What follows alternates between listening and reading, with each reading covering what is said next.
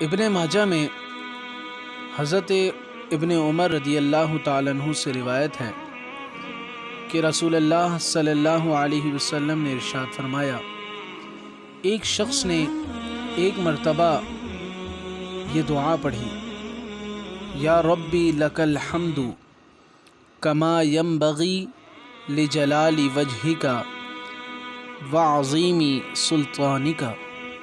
تو فرشتے گھبرا گئے کہ ہم اس کا کتنا اجر لکھیں۔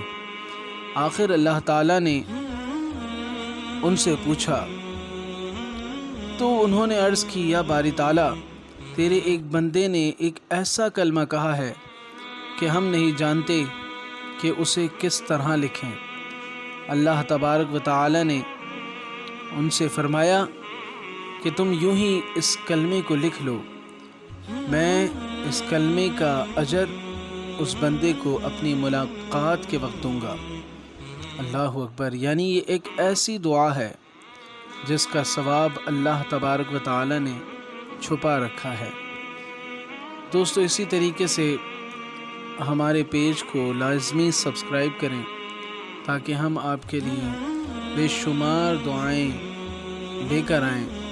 جس طرح ہم کام کر رہے ہیں مزید آپ کے لیے کام کریں، تو سبسکرائب کرنا نہ بھولیں ہمارا پیج جمیل نقشبندی۔